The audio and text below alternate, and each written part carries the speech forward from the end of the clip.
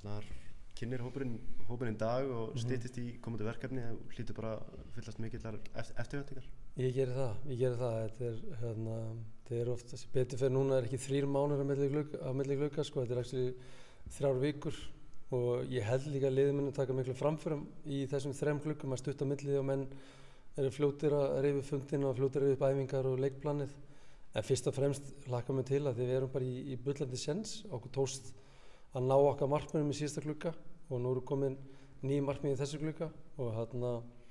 ég hef líka hrikalega gott chemistry og andi í hópnum. Leikmenn eru ánægðir að koma í kringum landslið og vinna þessu sameiginlega markmið sem á endanum snýst að koma okkur á HM. Lítið breytingar, gerir það valið eitthvað auðveldara? Já, það gerir það. Fyrst og fremst, það er tvennt sem að gerir auðveldara. Náttúrulega bæði það er lítið meiðsli en fyrst og fremst er þetta bara því árangur er búin að vera góður í síðasta glugga og þá er þetta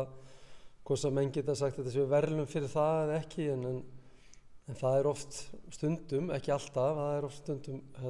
gott að vera ekkert að hrófla við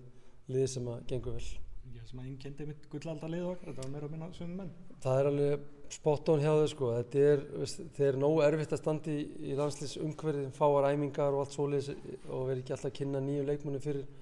hinn ýmsu kerfi og tilfærslur og allt þar sem að því fylgir, þannig að þú vilt hafa continuity og vilt hafa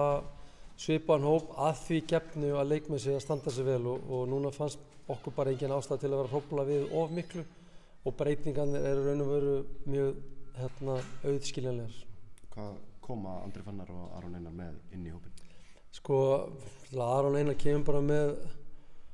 fyrir þetta náttúrulega fótboltalega kemur bara með reynslu og leituhæfni. Ég bara tek sem dæmi, bara leikur á móti Skotum, við erum yfir, það eru 20 mínútur eftir, við setjum hann inn og hann bara lokar leiknum fyrir okkur og það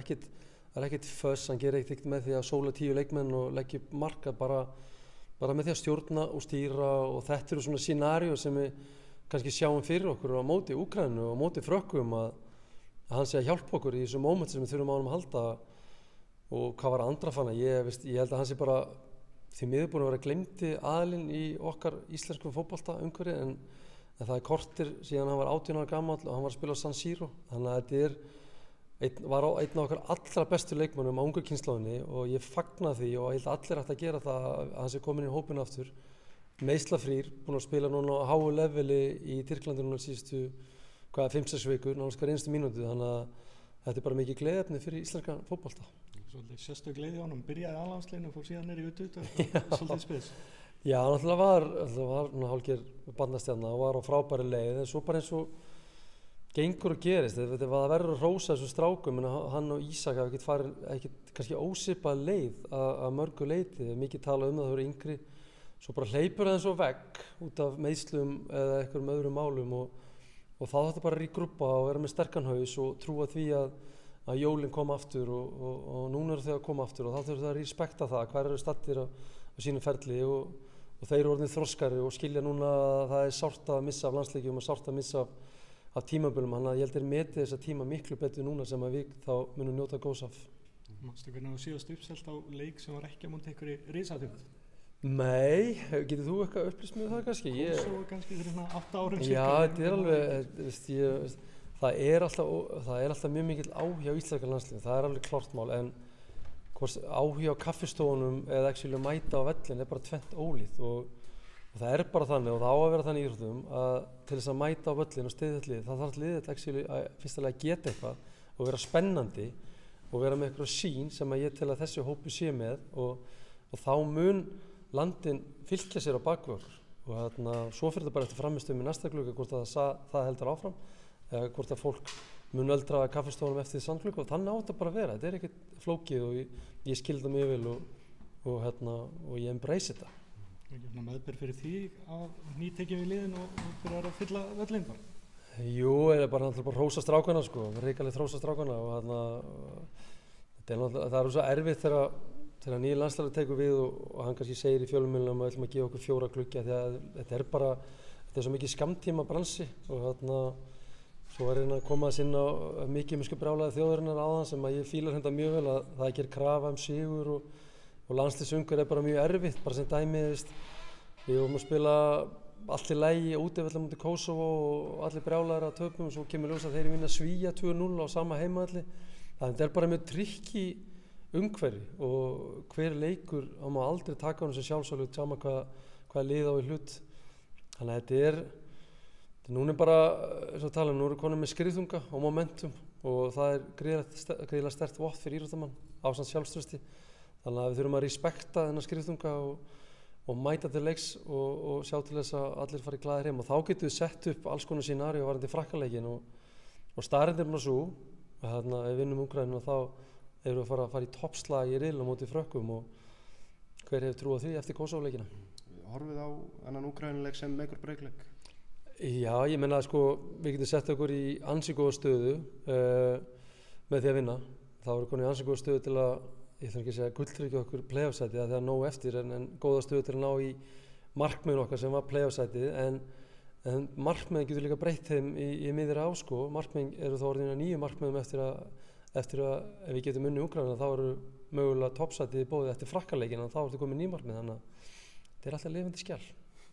Ég leiti bara á valin aftur, var eitthvað sem var mjög nálægt í að komast í? Já, þetta var þú ert alltaf að horfa í Jóa Berg og svo er Gylfi náttúrulega búinn að spila mjög vel síðustu leiki þannig að ég er ekkert að leika mér að skilja þess að gauður eftir þér og það getur vel verið að mönnum finnst ég vera rústlaus með því að gera það en bara ef menn fari yfir starffræðidæmi og svona það er alltaf það einn maður kemur inn og það er alltaf einn að fara út og það er bara mikil samkynning Gylfi núna orðinn pivot hjá Víkingunum annar af 2 pivotum og ég meina að það er einhver snilling til að sjá hver eru pivotur okkar í landsliðinu og þá þarf að taka einhver af þeim hverjum út fyrir Gylfa þá og Jói Berg myndi frekar líta á sem hægri kantmann hjá okkar landsliði og hver eru hægri kantmenn okkar landsliði þannig að fólk þarf aðeins að fabulera